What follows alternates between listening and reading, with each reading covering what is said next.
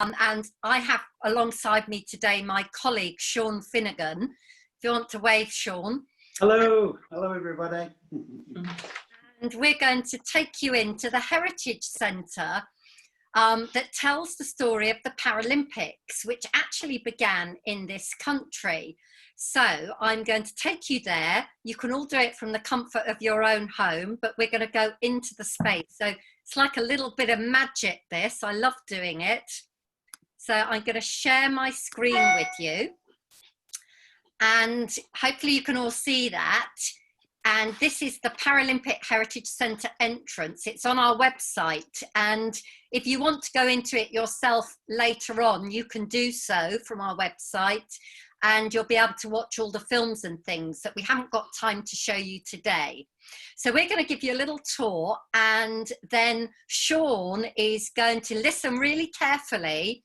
Sean is going to give you some little questions, quizzes. And you have to say whether they're true or they're false. You can do this by either there's a little thing at the bottom of your screen where you can share a thumbs up or a thumbs down, or you can do it visually. But we might have to ask you to turn off your video because sometimes it's quite hard going into our platform called Matterport, and it can make my computer get really hot. And we don't want it to die on us. So, shall we go in? I'm going to press this button here. And you'll see something quite magical happening. This is called like a doll's house, and it does look like a little doll's house. So, I would like to welcome you to the National Paralympic Heritage Centre. It's at Stoke Mandeville near Aylesbury.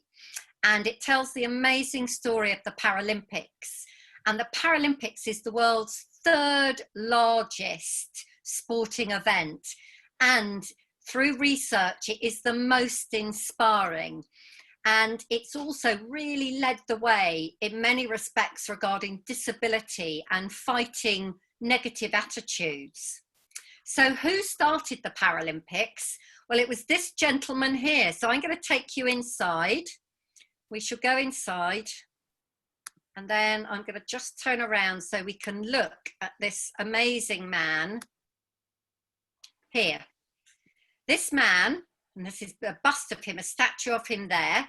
You can see a similar one just behind me there. This is Professor Sir Ludwig Goodman, and he came from Germany during the Second World War. He was stopped from practicing there, and he was a specialist on spinal injury, and he was sent to this country. So it was really hard for him. He'd lost his job, which had been a very good job. He lost his home, and him and his family, he lost a lot of his family too in the war, had to come to the country that their country was at war with. And he didn't have a job, but he was lucky and he got a job. And he got a job to set up the spinal unit. And up until then, if you broke your back, you were given between 6 weeks and 2 years to live. And that was because people didn't really know how to look after someone with a broken back. And he introduced one thing, which was turning people every 2 hours to ensure that they didn't get bed sores that then got infected that could lead to them dying. So a really amazing man who completely transformed how people were treated. And he also introduced sport as a way of getting people healthy, sport in wheelchairs, and also because it was good for people's mental health. He saw people doing sports in their wheelchairs and it made them happy and it made them have fun and it helped them socialise. And this, back in the 1940s, was completely unheard of. You know, if you had a spinal injury, you'd really just be put aside and nobody would bother with you. So he really, really made a huge, huge difference.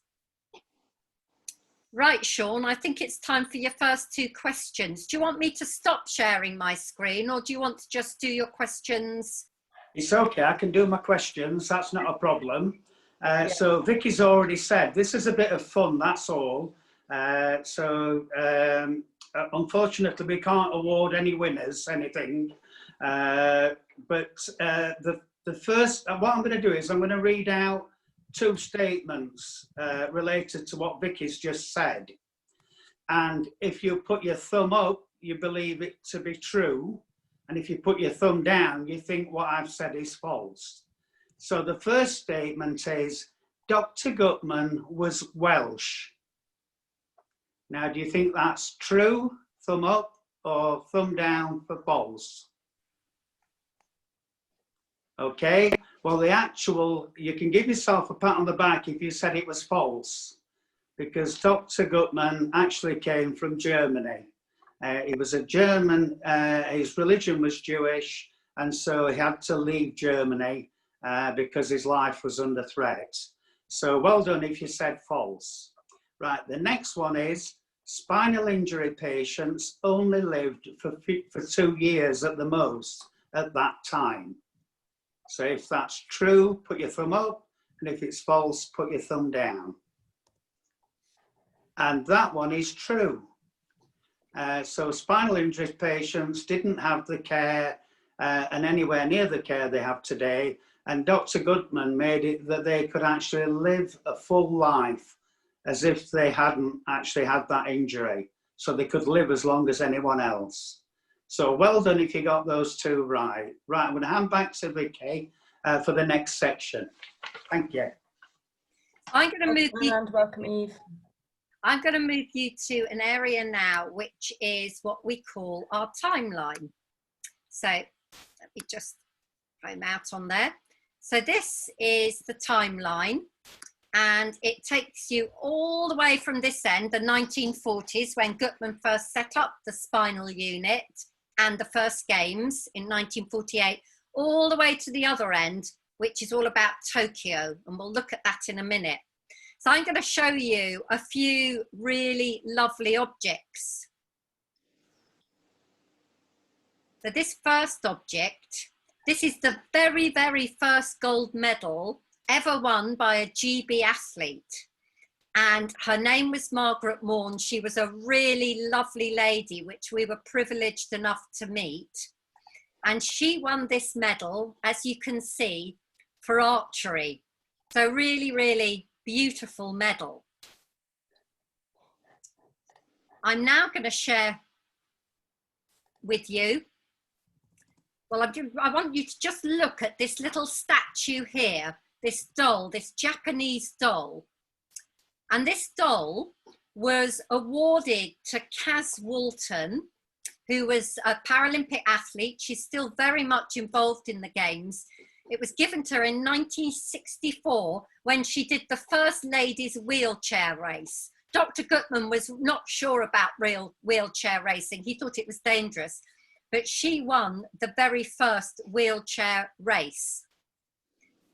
And then much later on, still competing, this jacket in 1984 also belongs to Kaz Walton. So she was involved in the Paralympics for a long time and still is today, but on the administrative side of it.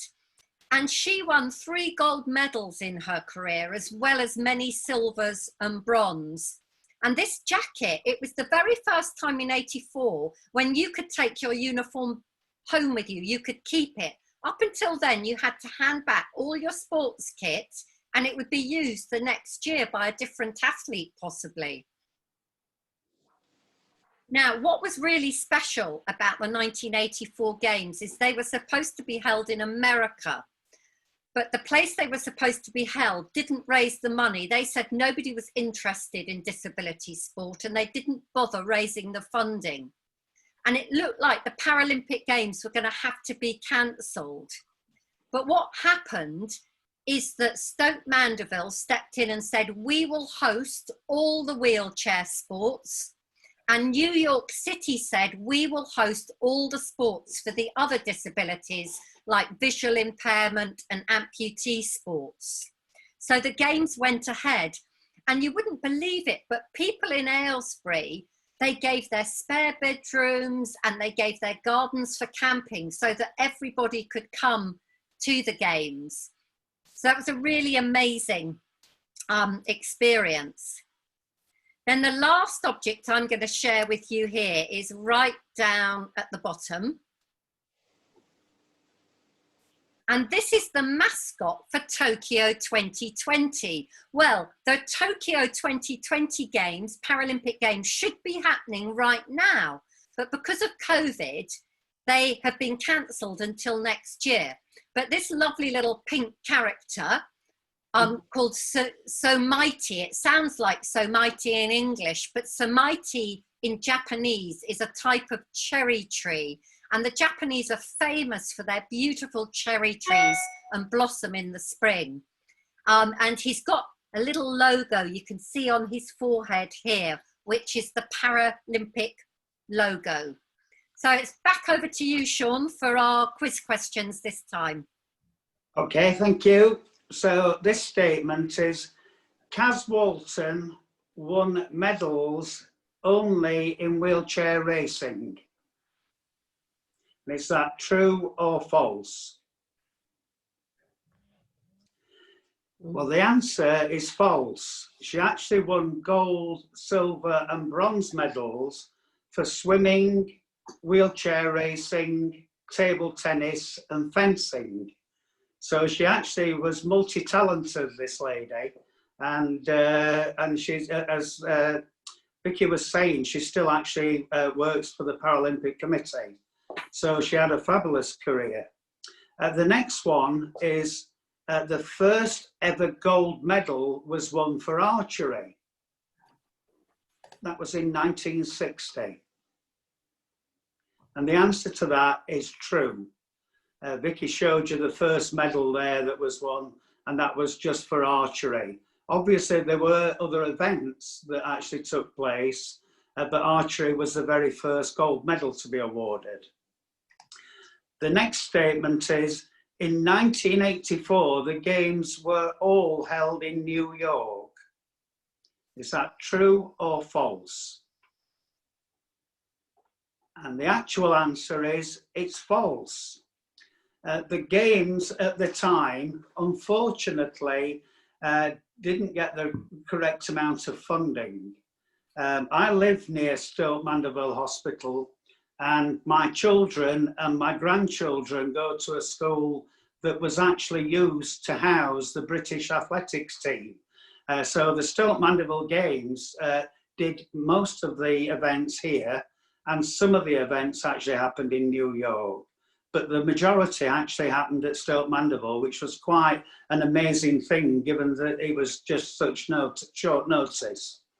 Right, the last question on this section is, the Tokyo mascot, Samiety, is white and green. Is that true or false? Well, the answer is false. Samiety is actually white and pink.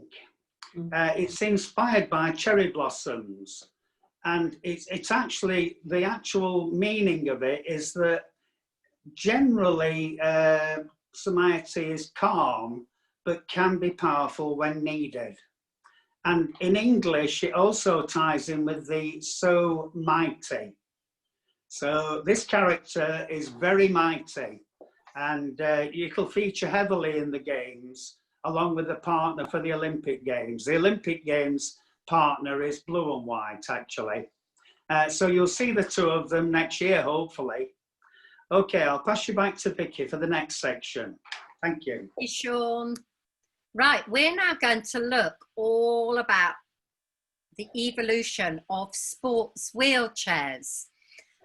Because the Paralympics, when it began in the 1940s, was actually just for people in wheelchairs. And it wasn't until 1976 that people with other disabilities became part of the Paralympic Games. Now, wheelchairs were very, very much developed by the athletes themselves. They kind of knew how they wanted their wheelchairs to be and how to make them better and improve them for their particular sport. And to begin with, everybody just, used a fairly standard wheelchair. There weren't specialist chairs for different sports. The very first wheelchairs were great big things. They were heavy. They were like big armchairs with wheels. And this chair that came about in 1950 was a real trailblazer. It was a really amazing invention. What was special about it is it folded. So up until then, they didn't fold, and cars were quite small. So it was very difficult for people to get around if they were a wheelchair user, and they were very dependent on other people. By having a folding wheelchair, it was made it much, much easier to travel, to go out to work and have a more independent life. So it was really, really important. Then this chair here belongs to an amazing man. Well, he's given it to us, but Paul Cartwright is still alive. And just going to go in on it a bit closer. You can see it now in more detail. This is a racing wheelchair, and it's from 1984. And what was really different about it is suddenly it's changed from this kind of chair to one, the wheels are going out slightly. It's got this special bucket seat made of fiberglass, which was molded to Paul's bottom. Paul said his bottom wouldn't get in it nowadays. It's got far too big, but it was molded to his bottom at the time. And you can see that comes out quite long. It's not short like this wheelchair over here, but it's got 4 wheels still. A year later, his next wheelchair racer went down to 3 wheels with just 1 at the front, and it was made even longer as well. So suddenly wheelchairs for different sports were quite different, which meant athletes weren't really going to share wheelchairs at all. This middle chair was the one used by Peter Norfolk to win tennis gold in Beijing in 2008. And you can see the wheels go really far out. And this makes it very easy to maneuver it and make it change quickly when you're kind of whizzing over the tennis court. So really, really important design. Over to you, Sean. Okay, I've just got 3 statements to read out to you. The first one is this true or false? In 1950, the first folding wheelchair was manufactured. And the answer to that, if you put your thumb up, you were correct. It's true. So it was to make it easier for people to transport the wheelchairs around and attend events around the country. In 1984, racing wheelchairs had 4 wheels. Is that true or false? Well, it's the chair on the right, and it's true. They still had 4 wheels in 1984, and as Vicky said, shortly afterwards, they had 3 wheels. And if you look today, all the racing wheelchairs have 3 wheels. Some chairs have 4 wheels for other sports, but racing wheelchairs only have 3. And the final statement I'm going to read out is, to save money, Paralympians shared racing wheelchairs in 1984. And that statement is false, because as Vicky said, it was actually moulded to the particular athlete's bottom so that they could actually fit into it perfectly. If you look at it, that's the same technology that's now used in Formula One. So Formula One racing cars, they actually mould the seat to fit the actual person that's sitting in it. So well done if you got those right, and I'll pass you back to Vicky. Thank you, Sean. So I'm just going to quickly look at some of the Paralympic torches here. These torches are carried by people in relays to then eventually light the cauldron at the opening of the Paralympic Games. And we've got a winter one from Russia on the left here, which is a bit like a feather and the stories of their feather and icebergs. You've got one here from Rio, in 2016, and those little curvy lines represent the mountains and the Amazon River, but also the highs and lows in the life of a Paralympian. And then we've got this one here, which was used for London 2012, and it's got all these little holes on it. Now those holes, there were 800 of those holes, and they represented the 800 people that carried the Paralympic torch all the way to the Queen Elizabeth Olympic Park to light the cauldron in 2012 and the opening of the Paralympic Games. Over to you, John. Okay, thank you. I've only got one question here, and one statement, true or false. The 2012 torch had 800 holes to represent the number of Paralympic athletes. Is that true or false? Well, the actual answer is that it's false. It was 800 people that carried the Olympic torch, but there were actually 1,400 athletes that competed at the Paralympics at 2012, which was quite an amazing feat when you consider that only quite 70 odd years before that, the first Paralympics was for 16 people. So it had gone from 16 to 1,400, and that rose again considerably when we actually went to the next Paralympics, and I believe that Tokyo will outnumber that again. So it's quite a fantastic rise. Okay, I'll pass you back to Vicky now, and she'll take you to the last section. So this case is all about ceremonies, and in it you've got a costume here. This was the outfit worn by the athletes when they attended the London 2012 opening ceremony. And if you look at it, it's quite shiny. It's got that shiny gold and the white, and it was designed by a very well-known designer called Stella McCartney, the daughter of Paul McCartney from the Beatles. But the athletes, it was a really hot day, and the athletes got really hot in these jackets and really sweaty. So they found them quite uncomfortable to actually wear. We've also got here some amazing little models. These little models are part of the set design for the opening ceremony. And in fact, if you look in there, this model here is actually the cauldron, which when it was opened had all these petals and opened up into this shape.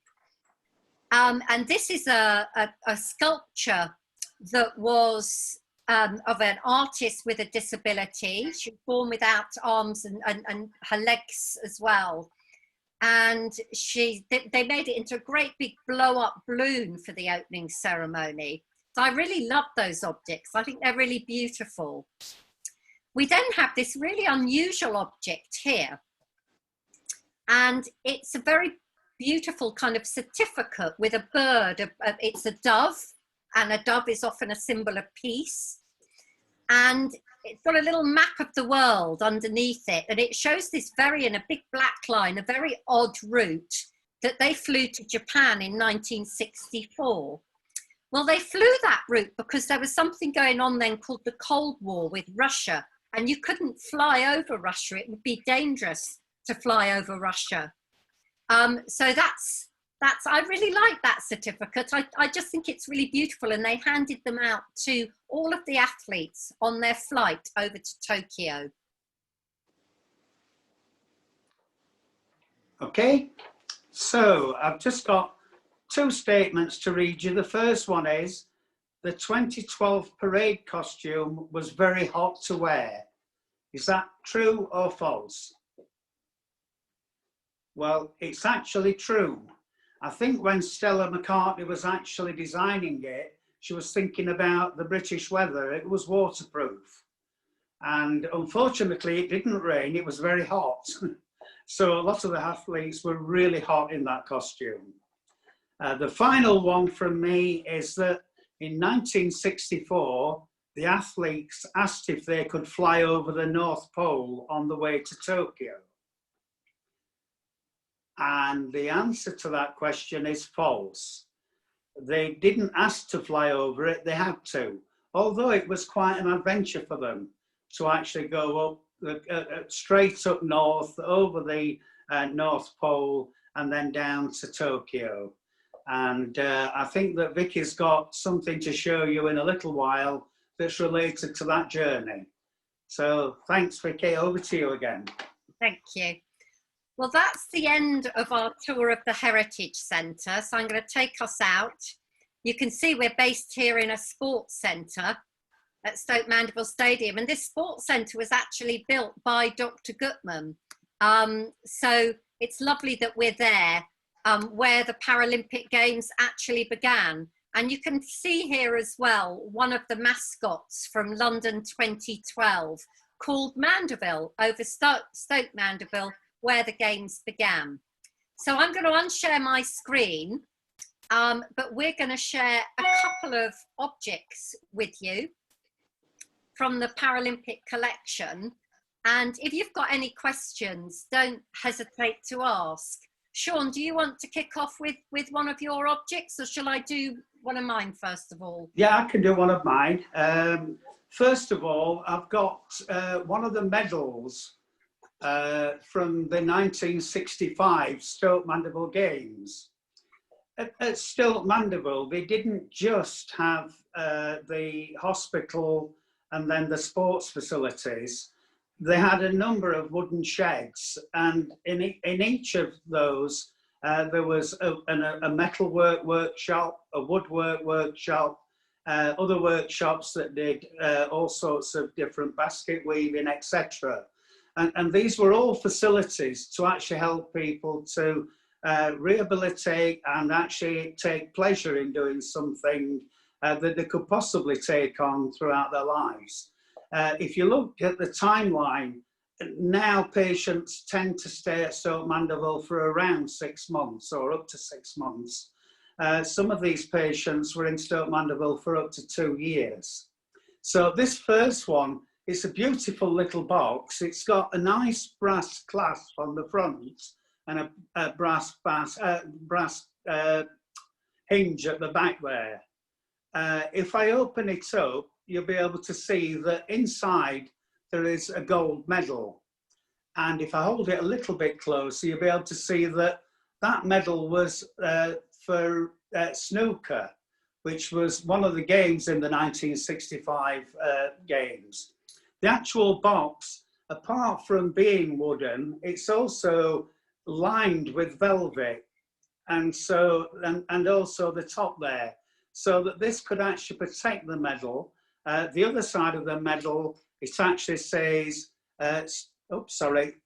Stoke Mandeville Games 1965.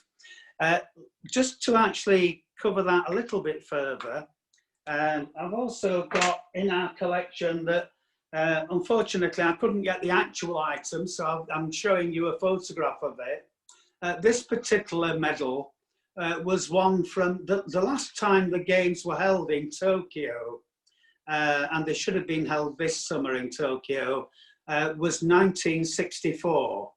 So the actual medals for the 1964 games were actually manufactured and made by the patients at the Spinal Injuries Unit. And this top part of the box here says, this medal was made by paraplegic patients in the National Spinal Injuries Centre at Stoke Mandeville Hospital, England.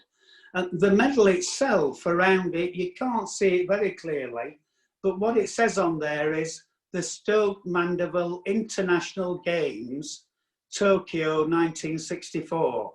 This was actually a bronze medal, and it was for the men's doubles, and it was won by Hugh Stewart Mackenzie. So that's one of the items in our collection that's actually in storage at the moment, because we haven't got space for everything that we've got. So that's my first one. I don't know if you want to do one now, Vicky. Yep, I'll do one now. I'm going to show you a picture of a polar bear, and you'll think, what has that got to do at the Paralympics? Well, we mentioned about flying to Tokyo and the fact they had to go up kind of towards the North Pole and across. Well, this is the flight menu from 1964 of when they flew back from Tokyo. That's the old logo. You can see it's the Earth, and the wheel around it is a wheelchair wheel. Anyone feeling hungry? Because I'm going to read the menu. You might get hungry. So they started with, it's in French and English as well. Dinner was smoked salmon. Then they had princess beans. I haven't got a clue what princess beans are, but I love the idea of it. Parisian potatoes. Again, I'm not sure what Parisian potatoes are, but let me know if you do. Or you could have a duckling with steamed rice. Then there was a dessert, but it doesn't actually say what the dessert was. Then you got a piece of fruit, and then there was coffee, liquor, which is like alcohol, and cognac. So it all sounds very posh to me. But they then have the breakfast menu where you got tea and a Danish pastry, rolls and butter, cheese, marmalade and fruit. And at lunch you got veal steak, zingara, I'm not sure what zingara is, spinach with cream sauce and mashed potatoes, or roast spring chicken with buttered peas and diced potatoes, dessert and coffee. So I think they were looked after really well back in 1964, and I wouldn't have minded being on that flight. Over to you, Sean. Okay, thank you. Right, so Vicky's going to recreate that meal for the volunteers soon. That'd be very nice. Thank you, Vicky. Okay, what I've got here is we showed you the outfit that was worn at the 2012 opening Olympics. This is quite a special type of jacket that would have been worn in the I'll show you the emblem in a minute, but it's the 1996 Paralympic Games in Atlanta. Those games were the first games where it was declared that from that point onwards, the Paralympic Games would always be in the same city as the city that was hosting the Olympic Games. The Paralympic Games are known as the Parallel Olympics. So that's where the para comes from. So it's Parallel Olympics, Paralympics, shortened. So it was from that point onwards. This jacket is something that would have been worn in the evening or to special functions by the whole of the team. You can see there, it's quite a nice embroidered badge, gold braid that's been used to actually say it's from the 1996 Atlanta Games. And this little emblems here, these three colours that look like little fish, were actually the Paralympic sign at that time. It's been developed on since, so that there is a new sign for the Paralympics, but that was it at that time. The actual jacket is made by an English company, and I hope I pronounce this correctly. It's called Aquascutum, and they're quite an expensive company to buy things from. This one would be, I've looked at it today. Sorry, there's a little bit of marking here. I haven't done that. It's been done over the years. Obviously, it's a little bit old. But the actual jacket itself would be around £400 to buy. So it was quite a special thing. And the athletes could keep these outfits from that point. The early athletes had to give their Paralympic Games kit back to be used again in future games. But at this time, it was actually given. This is a bit snug for me. It's a size 12. I think I'm a size 14, maybe. But anyway, that's a lovely piece. It's lovely material. Hopefully you'll come along one day and you may get to feel things like this with us. Okay, so that's my last item. I'll pass you back to Vicky. I've got a really special item here. Is it raining outside for anyone at the moment? It is here. It is for me as well. Here. Well, when they did the opening ceremony for the London Games, obviously they had to in some way incorporate something to do with the weather and raining. And when the athletes came on, they were all headed up by a lady dressed in a dress that was kind of made of plastic and recycled materials. And then she had a very clear umbrella, and on top of the umbrella was the symbol or the writing for the country. So they came on holding these. And I have the one for Great Britain in 2012, London 2012. I love this. We've actually got the umbrella it goes with, but I'm not going to put that up because it's bad luck to put them up inside. So Emma, that's it from us. But if anyone's got any questions or wants further information, I'm sure that Emma can share our details and share the link so that you could go into the Heritage Centre and look at our displays.